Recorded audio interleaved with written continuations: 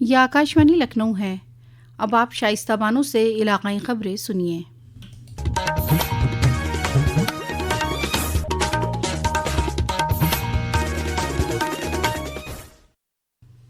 समाजी इंसाफ और एम्पावरमेंट के मरकजी वजीर मुमलिकत BL वर्मा ने कहा कि वजीर आजम नरेंद्र मोदी ने 2014 में इक़्तिदार संभालने के साथ ही स्वच्छ भारत मुहिम की शुरुआत की थी।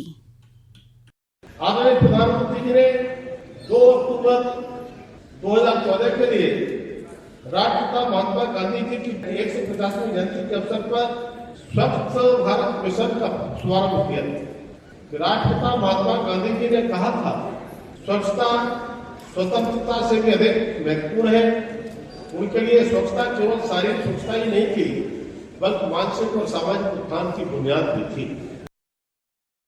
जनाब वर्मा आज इंदिरा गांधी ऑडिटोरियम में मुनक़दा Namaste day national action for mechanised sanitation ecosystem programme में बतौर मेहमान ख़ुसूसी शामिल हुए।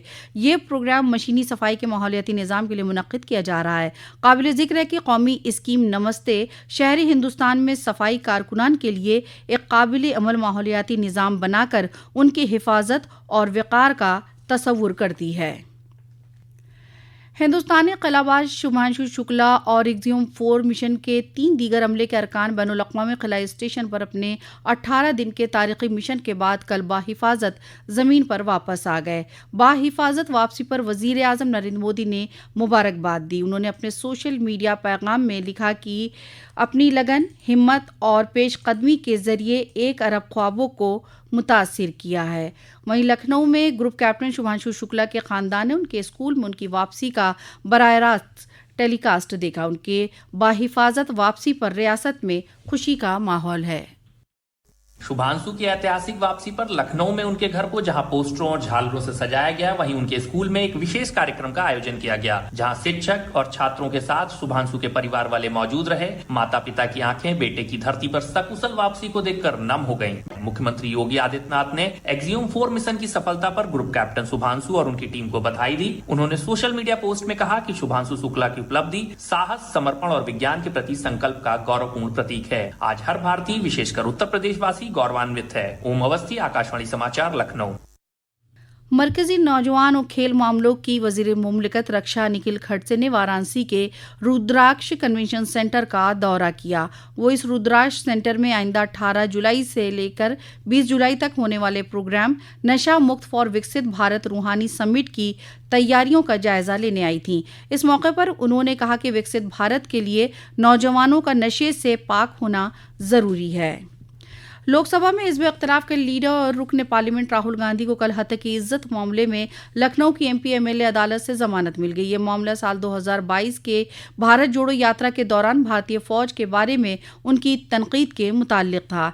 Additional chief judicial magistrate Alok Kumar ने राहुल गांधी को इस शर्त पर जमानत दी कि वो 20,000 रुपये के निजी मुचलके और इतनी ही रकम के 2 जमानतदार पेश करेंगे। मामले की आइंदा समाअत 13 अगस्त को होगी।